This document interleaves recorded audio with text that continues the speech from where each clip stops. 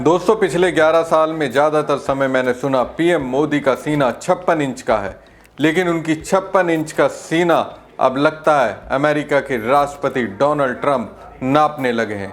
मुझे तो लग रहा है उन्होंने ज़बरदस्त तरीके से पीएम मोदी का मजाक उड़ाया। एक भारतीय होने के नाते मुझे तो गुस्सा आ रहा है। अब पता नहीं नरेंद्र मोदी भारत के प्रधानमंत्री होते हुए भी ट्रंप की ओर से किए गए मजाक को वो किस तरह से ले रहे हैं। नमस्कार दोस्तों, मैं हूं परवीन सानी। दोस्तों, पिछले कुछ महीनों से प्रधानमंत्री नरेंद्र मोदी ने असाधारण तरीके से मौन धारण किया हुआ है, खासकर डोनाल्ड ट्रंप के बयानों पर। लेकिन अब एक और नाम सामने आ गया, जिसके नाम लेने से पीएम मोदी और उनकी सरकार को पता नहीं क्यों डर लग रहा है। दिल्ली ब्लास्ट के बाद उनका नाम लेने से क्यों कतरा रहे हैं, चुप्पी साध कर बैठ गए हैं। ऐसा लग रहा है जैसे कह रहे हो, मैं ना बोलूँगा, कुछ भी कर लो, मैं नहीं बोलूँगा। कितना भी मोटिवेट करने का प्रयास करो, ट्रंप के बाद अब इनका भी नाम नहीं लूँगा। अब ऐसा है तो मुझे लगता है मोदी जी को ये कहना चाहिए, मैं ऐसा ही हूँ। तुम चाहे ये करो, तुम चाहे वो करो, मैं ऐसा ही हूँ। तुम चाहे शब्दों के तीर चलाओ, तुम चाहे साहस के किस्से सुनाओ, तुम चाहे जो भी करो, मैं ऐसा ही हूँ। अब देखिए डोनाल्ड ट्रंप ने कैसे पीएम मोदी की वजह से एक बार फिर भारत के करोड़ों लोगों के जले पर नमक छिड़का है। इसे आप दिल्ली ब्लास्ट पर अमेरिका की ओर से दी गई प्रतिक्रिया से समझ सकते हैं। दरअसल भारत और पाकिस्तान की राजधानी दिल्ली और इस्लामाबाद में हुए 2 विस्फोटों ने दक्षिण एशिया को हिलाकर रख दिया। 10 नवंबर को दिल्ली के लाल किले के सामने एक कार में बम विस्फोट में कई लोगों की जान चली गई और 20 से ज़्यादा लोग घायल हो गए। इस विस्फोट को सिर्फ 24 घंटे बाद 11 नवंबर को पाकिस्तान के इस्लामाबाद के कोर्ट परिसर में आत्मघाती हमले में भी 12 लोगों की जान गई और कई लोग घायल हो गए। दुनिया के ज़्यादातर देशों ने दोनों देशों के प्रति एकजुटता दिखाई, लेकिन दोनों देशों के प्रमुख साझेदार अमेरिका, जिसकी कमान डोनाल्ड ट्रंप के हाथों में है, उनके बयानों में साफ अंतर नजर आया। अमेरिका ने भारत के प्रति बेहद ही ठंडा और लेट से रिएक्शन दिया, जबकि पाकिस्तान के प्रति फौरी तौर पर हमले की कड़ी निंदा की। दोस्तों, दिल्ली विस्फोट के लगभग 24 घंटे बाद भारत में मौजूद अमेरिका दूतावास ने एक बयान जारी किया। अमेरिकी राजदूत सर्जियो गॉल ने एक्स पर बयान जारी कर कहा, हमारी संवेदनाएं और प्रार्थनाएं कल रात नई दिल्ली में हुए भयानक विस्फोट में मारे गए लोगों के परिवार के साथ है। हम घायलों के शीघ्र स्वस्थ होने की कामना करते हैं। दोस्तों, क्या आपने गौर किया, अमेरिकी राजदूत ने दिल्ली में हुए ब्लास्ट को आतंकी घटना माना ही नहीं। अगर मानते तो अपने पोस्ट में इसका जिक्र जरूर करते, लेकिन ऐसा किया नहीं। यह है पीएम मोदी और विदेश मंत्री जयशंकर की विदेश नीति। दोस्तों, यहाँ ध्यान देने वाली बात यह भी है कि मई में ऑपरेशन सिंदूर के बाद से अमेरिकी पाकिस्तान संबंधों में काफ़ी सुधार हुआ है। इसके उलट भारत अमेरिकी संबंध खराब हो गए हैं। ट्रंप ने बार बार दावा किया कि भारत और पाकिस्तान के बीच सीज फायर अमेरिकी दबाव का परिणाम था। इस पर हमारे देश के प्रधानमंत्री और उनकी सरकार ने किसी भी तरह की आपत्ति नहीं दर्ज कराई। पीएम मोदी तो अब तक डोनाल्ड ट्रंप का नाम भी नहीं ले रहे हैं। भारत के मैटर पर ट्रंप को जो मन में आ रहा है वो कह रहे हैं, फिर भी मोदी खामोश है। इसके अलावा अमेरिका ने भारतीय निर्यात पर जैसे कपड़ा और दवाइयों पर 50% तक टैरिफ लगाया और कड़े H-1B वीज़ा के नियमों ने भी प्रवासी समुदाय को परेशान किया। इन कदमों ने दशकों की राजनयिक प्रगति को उलट दिया। हाल के महीनों में अमेरिका ने रूसी कच्चे तेल की खरीद जैसे अलग अलग कारणों से भारत के प्रति अधिक आक्रामक रुख अपनाया है। अब दोस्तों देखिए, पाकिस्तान में जो ब्लास्ट हुआ उसको अमेरिका किस तरह से ले रहा है। दिल्ली ब्लास्ट पर प्रतिक्रिया देने में अमेरिका ने 24 घंटे का वक्त लगा दिया। इसके विपरीत पाकिस्तान के मामले में अमेरिका की प्रतिक्रिया स्पष्ट रूप से अधिक विस्तृत और फौरी तौर पर थी।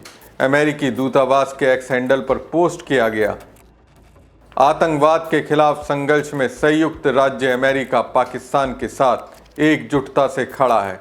आज के इस मूर्खतापूर्ण हमले में अपनी जान गंवाने वालों परिवारों के प्रति हमारी संवेदनाएं हम घायलों के जल्द स्वस्थ होने की कामना करते हैं। हम इस हमले और आतंकवाद के सभी रूपों की निंदा करते हैं और पाकिस्तान सरकार द्वारा उनके देश में शांति और स्थिरता सुनिश्चित करने के प्रयासों का समर्थन करने के लिए प्रतिबद्ध हैं।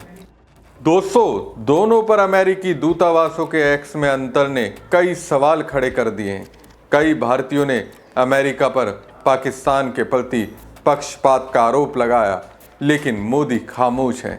रिटायर मेजर मदन कुमार ने एक्स पर कहा, कोई निंदा नहीं, अब चीजें और ज्यादा स्पष्ट हो रही हैं। वहीं रिटायर कर्नल अजय रैना ने कहा, अमेरिका हमेशा की तरह आतंकवादियों के पक्ष ले रहा है। हालांकि अमेरिका में मौजूद जियोपॉलिटिक्स विश्लेषक माइकल ने इस अंतर की एक संभावित वजह बताई। उन्होंने एक्स पर लिखा कि कुछ संदेह है कि ऐसा इसलिए है क्योंकि पाकिस्तान ने वहां हुए विस्फोट को औपचारिक रूप से आतंकवाद के रूप में चिन्हित किया है। भारत ने दिल्ली वाले मामले में ऐसा नहीं किया। बात भी दोस्तों सच है।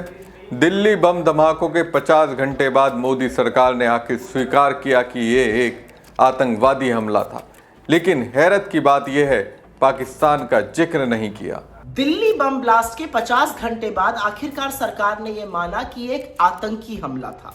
It was an act of terror. पर पाकिस्तान का नाम उस पूरे स्टेटमेंट में एक बार भी नहीं लिया गया। क्या इस देश में कोई भी आतंकी कार्रवाई बिना पाकिस्तान के रोल के, बिना उनके संलग्न हुए पॉसिबल है? और एक बात और भी है, अगर जैश-ए मोहम्मद से लिंक जोड़े जा रहे हैं जो पाकिस्तान में बेस्ड है, तो पाकिस्तान का नाम क्यों नहीं लिया जा रहा है? पहलगाम आतंकी हमले के बाद नरेंद्र मोदी ने कहा था कि any act of terror will be seen as an act of war. आतंक की कोई भी घटना युद्ध की कार्रवाई मानी जाएगी। और तब इस पर विपक्ष और खासतौर से राहुल गांधी जी ने चेताया भी था कि किसी भी सिरफिरे आतंकी क्या हमें युद्ध में घसीट लेगा। लेकिन सरकार ने तब भी मेंटेन किया था कि any act of terror will be seen as an act of war.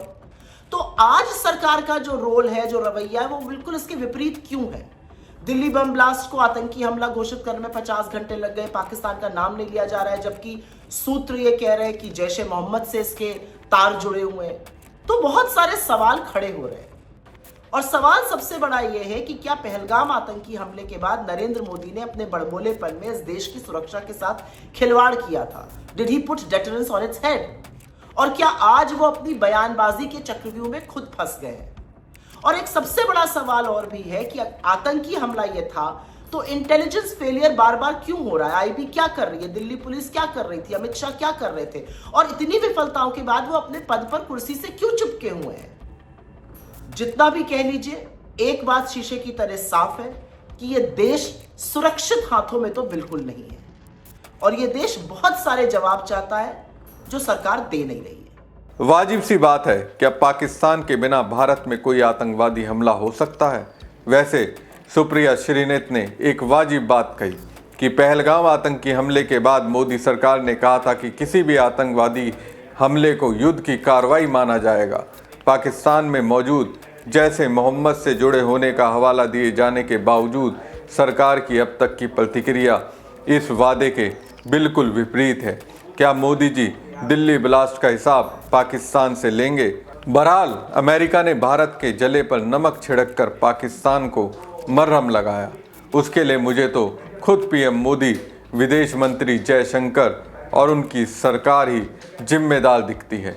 हमारी खबर आपको कैसी लगी कमेंट बॉक्स में कमेंट करके जरूर बताएं। साथ ही पेज को ज़्यादा से ज़्यादा लाइक और शेयर कीजिएगा। धन्यवाद।